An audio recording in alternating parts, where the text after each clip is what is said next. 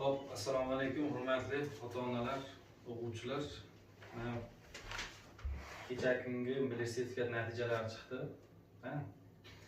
Xudo xolasa hayit bayramiga qo'shimcha podarka deyman shunaqa. Hop, natijalarimiz umuman olganda yomon emas. Xudo xolasa yaxshi. Hop, topshirgan o'quvchilarimiz hammasi mana milliy sertifikatlarni olishgan. Qaysidir darajada. Hop, To'lqinov Muhammad Qodir 78.49% C+ darajasidagi milliy sertifikat oldi, qo'lga kiritdi. Tabriklayman.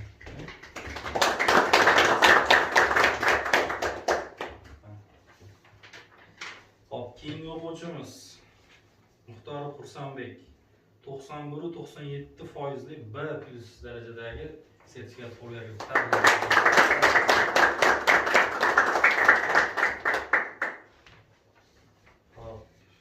Keyingi o'quvchimiz Odiljon Davlatbek, bu ham C+ darajasidagi 78% sertifikat olgan, hozir endi o'zi yo'q olgan. Tabriklab o'ramiz.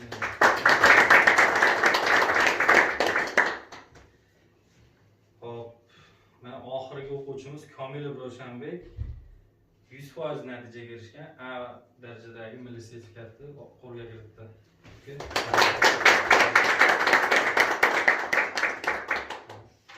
Buyurib nasib qilsin.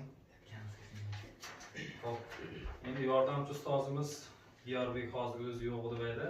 Diyorbek akalar mana A+ darajasidagi milliy sertifikat qo'lga kiritgan, buni ham tabriklab qo'yasiz. Hop, kimdir sertifikatga kirib C+ oldi, kimdir C oldi. O'zi asli C darajadagi sertifikatni olish ham oson emas. Chunki C darajadagi sertifikatni o'zini olish uchun ham matematikadan ancha-muncha darajada ko'p mehnat qilish kerak. Qolganlarga ham Xudo xolasa omad tilaymiz testlarda. Mana shu kerak bo'lsa A+ darajada bera oladigan darajada testlarni yaxshi ishlab chiqishlaringga so'rab qolamiz. Endi Xudo xolasa aslida bo'lasizlar. Tabriklaymiz yana bir bor.